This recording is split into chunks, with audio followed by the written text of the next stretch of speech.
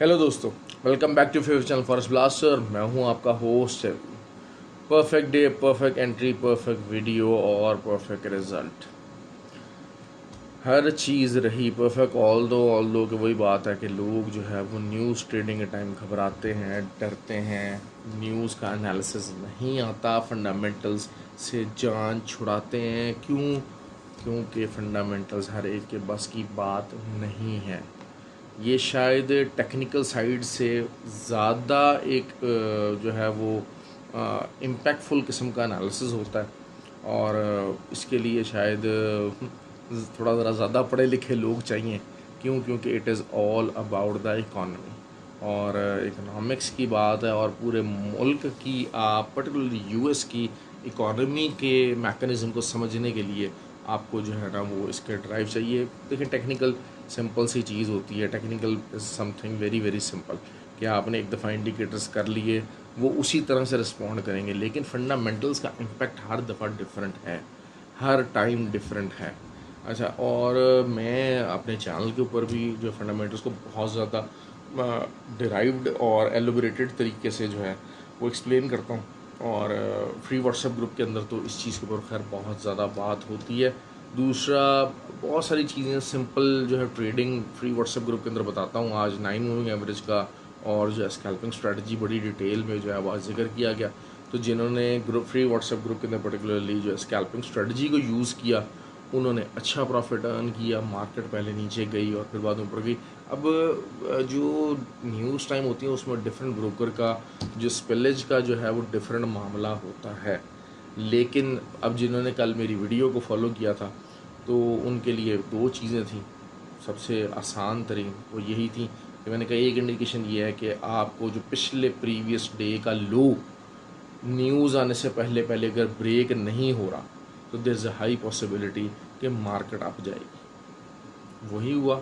28 था पिछले दिन का लो, वो ब्रेक नहीं हुआ, मार्केट 30 तक आई। सेलिंग लेते रहे, 38 से स्कैल्पिंग इसकी कॉल चलती रही, 30 तक मार्केट आई।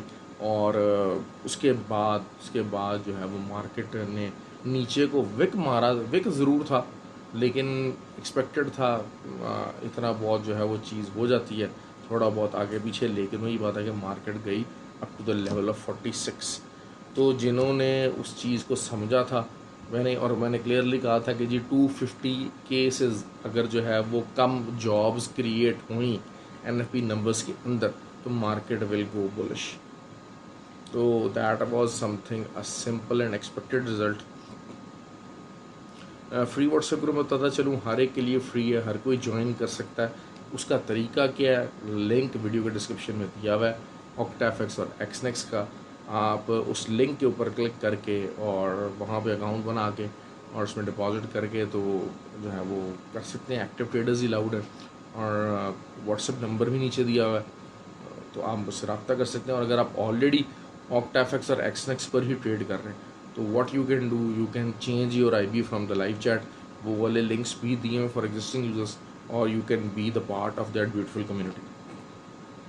उस कम्युनिटी के अंदर बहुत तरह के लोग हैं, बहुत तरह के लोग हैं। लेकिन मुझे सिर्फ हंसी सिर्फ बात की आती है कि कुछ लोग होते हैं, वही बात है, वो एक भाई कल जो है वो आ गए, जज्बाती होते हैं, बचपनापन होता है। मैंने आपको बार बार बात कही, $100-200 जो है ना ये अर्निंग के लिए नहीं है, ये लर्निंग प्रोसीजर्स है।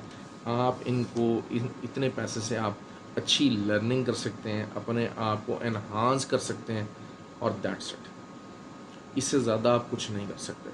दूसरा जो है वो 9 मूविंग एवरेज की मैंने स्ट्रेटजी बड़े ध्यान से आज जो है वो काफ़ी अच्छे तरीके से मैंने बयान की, उसको एग्जांपल भी दिया। आज 9 मूविंग एवरेज पूरी तरह से नास्डैक के अंदर प्ले हुई और बहुत अच्छा हमने प्रॉफिट अर्न किया।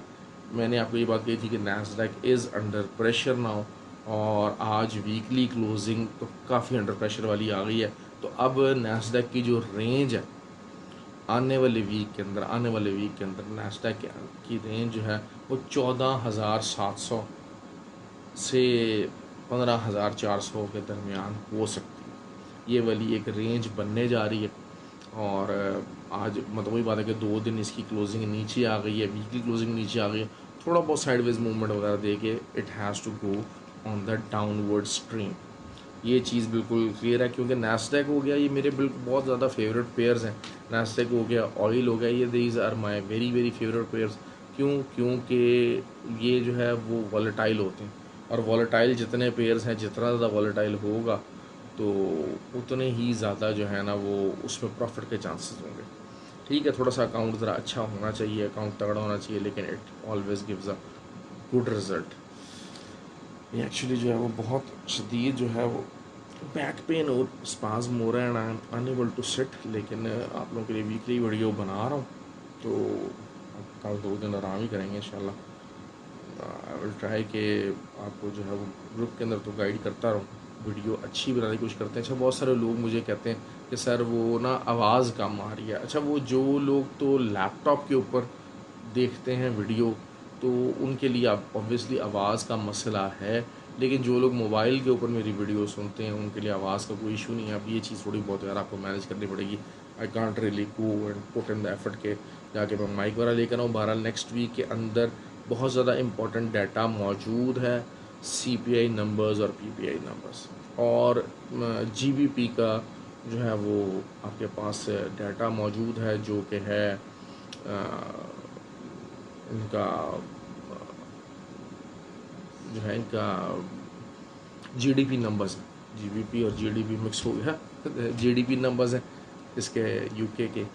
तो ये डाटा मौजूद है। अब हम वही बात, हम उस फेज़ में दाखिल हो गए हैं कि जब सिर्फ बात होगी कि इन्फ्लेशन में कमी है या नहीं है, और कितने अरसे तक interest rate federal reserve high रखेगा, इंटरेस्ट रेट में कमी कब आएगी। अब जब भी ये स्टेटमेंट आएगी कि नहीं यार अभी इन्फ्लेशन अभी हाई है और इंटरेस्ट रेट कम नहीं करना, तब इस चीज़ का पर्टिकुलरली गोल्ड के ऊपर नेगेटिव इम्पेक्ट आया करेगा। जो तो यूरो है, बहुत सारे लोग ये कहते हैं कि सर यूरो पे बताया करें। देखिए, यूरो के जो लॉन्ग टर्म लेवल्स है हमारे तकरीबन कंप्लीट हो चुके हैं, लेकिन अब शायद नेक्स्ट वीक हो गया, उससे नेक्स्ट वीक हो गया, साइडवेज मूवमेंट थोड़ी सी रह सकती है। आप वीकली उसके अंदर ये जितने भी पेयर्स हैं, माँ सिवाय GBP पेयर्स के, आप बाकी जितने पेयर्स हैं आप उनके अंदर शायद एक डॉजी फिनिश देखेंगे। बहुत ज़्यादा कोई बड़ी और तगड़ी कैंडल्स और रिवर्सल कैंडल्स जो हैं वो नहीं होंगी। हाँ, थोड़ा बहुत वही बात है, ऊपर गया नीचे गया, ये चीज़ साइडवेज मूवमेंट का वीक जो है वो मैं एक्सपेक्ट कर रहा हूँ। चाहे गोल्ड हो, चाहे करेंसी पेयर्स हो, सिर्फ़ और सिर्फ जो तो JPY के पेयर्स हैं उनके अंदर आप अच्छी मूवमेंट देखेंगे। येन नेक्स्ट मंथ से नेक्स्ट वीक में अच्छी मूवमेंट देगा। GBP JPY मैंने आपको सेलिंग के अंदर बिठाया हुआ है, मैंने आपको कहा था कि ये अच्छा लेवल है सेलिंग का। USD JPY it is still a good selling level, और यूरो का जो है वो रेंज जो है वो 1.11 से लेके नीचे 1.085 तक रह सकती है नेक्स्ट वीक के अंदर। थोड़ा बहुत और नीचे जा सकता है, लेकिन यही बात है कि इसकी रेंज यही रहने वाली है। GBP हो गया, जब तक 1.285 के ऊपर GBP USD की क्लोजिंग नहीं आएगी तब तक GBP on the higher side move नहीं करेगा, तब तक GBP हाई साइड मूव नहीं करेगा। और वही चीज़ होती है कि इकॉनमी स्लो डाउन के जो मामले होंगे तो उसमें ऑब्वियसली DXY ऑटोमेटिकली जो है वो स्ट्रेंथ पकड़ेगा। हम लोग अब यही समझ रहे हैं कि शायद जी अब इंटरेस्ट रेट इंक्रीज़ नहीं होगा तो DXY डाउन ट्रेंड में जाएगा, लेकिन ऐसा नहीं होगा। हाँ, रिसेशन अगर नहीं आता, रिसेशन नहीं अगर होता इम्प्लाई होगा, क्योंकि recession is something very important. अगर रिसेशन इम्प्लाई नहीं होगा तो फिर DXY ज़रूर जो है वो स्लो डाउन होता है। लेकिन अगर जैसे जैसे हम लोग रिसेशन की तरफ बढ़ेंगे, रिसेशन में गोल्ड, सिल्वर और US डॉलर ये स्ट्रेंथ पकड़ेंगे। ठीक हो गया। लेकिन अभी बहरहाल we are far ahead from recession. अभी तक हमारे पास कोई डाटा ऐसा नहीं है जो कि आपको रिसेशन की तरफ दे पॉइंट आउट करे, और ये चीज़ जो है वो बिल्कुल सामने है। क्योंकि अब वही बात है कि जो नैस्डैक हो गया, क्योंकि देखिए पैसे का मनी फ्लो है, मनी फ्लो इकॉनमी के अंदर है। एक इन्वेस्टर है जिसने इन्वेस्ट करना है, वो इधर गोल्ड के अंदर इन्वेस्ट करता है, टी बॉन्ड यील्ड्स के अंदर इन्वेस्ट करता है, या स्टॉक्स के अंदर इन्वेस्ट करता है। अब जो नैस्डैक हो गया वो चीज़ वो यही है कि वो साइडवेज रह सकता है, क्योंकि Nasdaq economy is still going good, लेकिन थोड़ी बहुत यही चीज़ हो जाती है कि एक जिसे कहते हैं कि रीटेस्ट एक एरियाज़ होने हैं। बहुत सारे लोग अभी बात करेंगे कि जी 14,400 तक नेस्डैक चला जाएगा। चला ज़रूर जाएगा, ऐसी बात नहीं है, चला ज़रूर जाएगा, लेकिन इट मे टेक टाइम। अभी बहरहाल अगर हम इंट्राडे एज फोर के ऊपर देखते हैं, डबल टॉप फॉर्मेशन 15,850 से एक बहुत तगड़ी चली है और अभी उसका फ्लो नीचे की तरफ है। नीचे की तरफ उसने मज़ीद अब जो है वो लोअर लो बनाने की कोशिश में है और बना रही है अच्छे। तो और it's in the continuation trend. GBP का मैंने आपको बता दिया कि ऊपर से जो है वो रेंज 1.285 के ऊपर अगर क्लोजिंग होती है तो फिर शायद इसको और ऊपर जाना चाहिए। आज आप ये देखिएगा कि ऑयल ऊपर ज़रूर गया लेकिन कोई बहुत ब्रेकआउट फॉर्मेशन नहीं थी। दूसरा डाइवर्जेंसेस आना शुरू हो गए काफ़ी ज़्यादा। और जिस तरह की मूवमेंट है ना, वो जिसे कहते हैं कि ऑयल थक रहा है इन प्राइसेस के ऊपर जाके, रेजिस्टेंस के ऊपर जाके, जो ऑयल होता है ना उसकी मूवमेंट डाउन हो जाती है, वो थकना शुरू हो जाता है। तो these are the very very good levels for the selling. अगर आपको वीकली के उसमें देखना है ऑयल को तो 84.5 तक मैक्सिमम जा सकता है, but it's still an outside chance कि हाँ जी जा सकता है, क्योंकि वीकली काफ़ी बुलिश क्लोजिंग हुई है। ठीक है, बुलिश क्लोजिंग है, टेक्निकली वो जरूर चीज़ होगी कि बुलिश क्लोजिंग है, लेकिन एक मैंने बताना है कि ये demand and supply based areas होते हैं। अच्छा, एक्सएनजी ने दोबारा अच्छा कम बैक किया, क्योंकि वही चीज़ है कि हम जैसे जैसे विंटर्स के अंदर जाएंगे तो एक्सएनजी will keep on propping up. और 2.84 और 3 और ये वाले सारे लेवल्स की अब हम बात करना शुरू कर देंगे। मिड ऑफ अगस्त आ गया और उसके बाद से आप ये देखिए कि आहिस्ता आहिस्ता जो है वो एक्सएनजी और गैस की जो यूरोपियन डिमांड है, एक नेचुरल हाउस होल्ड डिमांड है, वो इंक्रीज़ होना शुरू हो जाएगी ड्यू टू विंटर्स। तो उसमें अब एक्सएनजी का जो है ना वो एरियाज़ ऊपर की तरफ देखना पड़ेंगे। बहुत नीचे की तरफ अब एक्सएनजी वाला मामला आता लग नहीं रहा है कि जो 2.2 और 2.3 वाले जो एरियाज़ हैं वो शायद अभी मुश्किल से हो जाएंगे। नीचे की सपोर्ट्स बना रहा है और ऊपर बार बार जब भी रेजिस्टेंस बनती है 2.62 का, उससे ऊपर मुसलसल क्लोजिंग दे रहा है। That is something you have to watch out for. और जीबीपी जेपीवाई है वो 178 तक जाएगा। अच्छा जी, गोल्ड की अब बात कर लेते हैं। गोल्ड नेक्स्ट वीक क्या कर सकता है? बहुत सारे लोग अब बात वही करेंगे जी, नॉन फार्म पेरोल भी डाउन आ गए हैं और अब गोल्ड ऊपर जाएगा। भाई जाएगा, ज़रूर जाएगा, लेकिन नीचे से थोड़े से अभी लेवल्स उसके अभी भी बाकी हैं। मैंने आपको एक बात की थी कि 28 का एरिया था और there is a high chance के मार्केट पहले ऊपर जाएगी, ऊपर से नीचे आके डब्ल्यू पैटर्न बनाएगी और फिर ऊपर जाएगी। ये एक सिंपल ट्रेड मैंने आपको बताई थी। क्यों? क्योंकि लिक्विडिटी नीचे मौजूद है, नीचे के लेवल्स अभी भी हैं। ऑल्दो के 40 से ऊपर क्लोजिंग आ गई है weekly, that is a good sign. लेकिन वो ये चीज़ होता है कि बहुत कन्विंसिंग क्लोजिंग नहीं है। आप इस चीज़ को अगर आप देखते हैं तो गोल्ड के ऊपर को बहुत कन्विंसिंग हाइज़ वगैरह कुछ नहीं लगे हुए। मेरे हिसाब से जो मैक्सिमम वही रेंज है 70 से ले के, अब थोड़ी सी रेंज उसने एक्सपेंड कर ली है, लेकिन वही बात है कि 1971 से ले के नीचे 1920 तक की रेंज जो है वो आ सकती है। बहरहाल 23 के ऊपर जो लिक्विडिटी थी वो ग्रैब हुई है और हमारा जो लेवल था 22 का, वहाँ तक मार्केट गई, विक की फॉर्म में गई, but the thing was there. तो 28 थी, फिर 23 आई। अब the chances still are there कि ये एक दफ़ा नीचे को आके एक अच्छा डब्ल्यू पैटर्न बना के तो मार्केट अपना ऊपर का दोबारा से 71 का लेवल टेस्ट करेगी।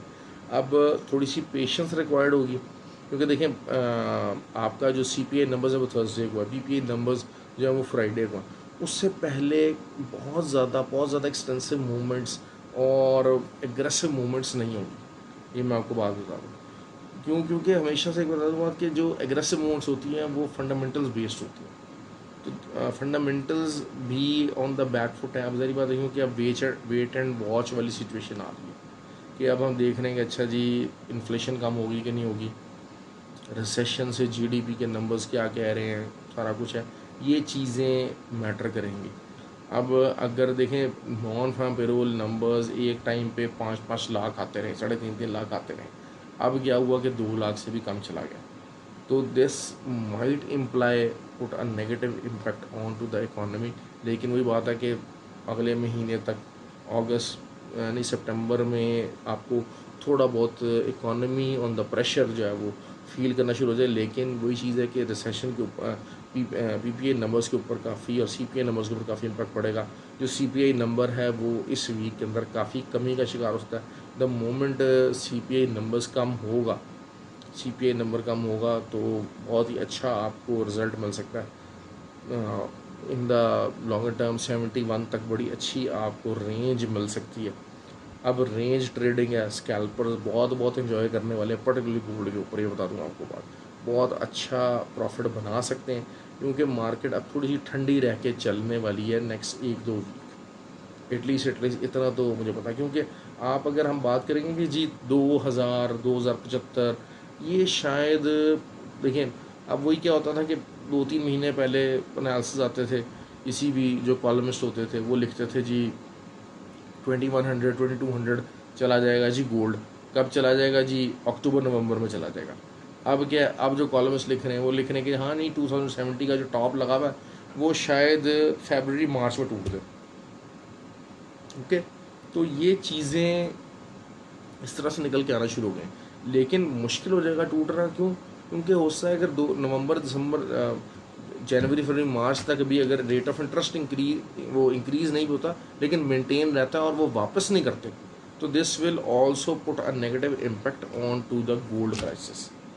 क्यों? क्योंकि ज़ाहिर बात है इंटरेस्ट रेट इंक्रीज़ रख रहे हैं, उसको टाइट रख रहे हैं, मॉनेटरी पॉलिसी को टाइट रख रहे हैं, तो फिर भी जो है वो गोल्ड सप्रेस ही रहेगा। तो ये जो बातें हैं ना एकदम से यहाँ से उठ के तो अब 2100-2200 पहुँचाने वाली, वो चीज़ों को मैं हमेशा अक्सर बात करता हूँ कि लेवल टू लेवल चला करें, अपना विजन भी उस तरह से रखा करें।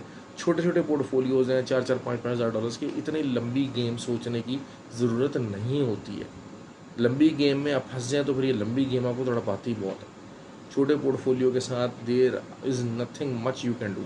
आपके पास 40-50 हज़ार डॉलर है ना, आप 2-4 महीने 5 महीने आप ऐसे ऐसे बड़ी बड़ी ट्रेड्स लॉट साइज़ अपना बढ़ाते चले जाएँ और उसको एवरेज करके आप बड़े आराम से महीने 2 के अंदर बड़े लॉट साइज़ के साथ निकल सकते हैं। लेकिन यही होता है कि जब आपके छोटे पोर्टफोलियोज़ हैं, आप एक ट्रेड्स के अंदर विदाउट एसएल फंस गए, अगर आप चाहे आपने लॉट साइज छोटा लगाया हुआ, आपके अकाउंट को तो कोई ख़तरा नहीं होगा, लेकिन फिर आपको पेशेंस दिखानी है भाई कि ये 4-5 महीने फिर मेरी कमाइयाँ नहीं हैं, अब मैंने इसी जो नेगेटिव ट्रेड्स आई हुई हैं मैंने उनको बैलेंस करना है। फिर आपको ये माइंड बनाना पड़ेगा। ये चीज़ों को मैं बड़ा अच्छे तरीके से डिटेल में समझाता हूँ। अच्छा जी, और 10 तारीख को जी जो है वो हमारी है कोर्स है 10 तारीख को, तो अपनी रजिस्ट्रेशन जो है वो जिन बहुत सारे लोगों की रजिस्ट्रेशन हो गई है, तो जो लोग इंटरेस्टेड हैं वो अपनी रजिस्ट्रेशन करवा लें। बेसिक का कोर्स है, you can get that course, और अच्छा एक्सटेंसिव कोर्स है। कोर्स आउटलाइन मैं शेयर कर देता होता हूँ बहुत सारे लोगों को, ताकि ये कि एक बेसिक नॉलेज के बगैर चीज़ें पॉसिबल नहीं है। ओके जी, ख्याल रखें अपना। Have a good day, have a good weekend, और अच्छा वीक रहा हमारा अल्हम्दुलिल्लाह। जिस तरीके से हमारे टारगेट से वो सारे पूरे हुए हैं, काफ़ी अच्छा प्रॉफिट कमाया है होपफुली सब ने। तो let's enjoy the week. Thank you very much.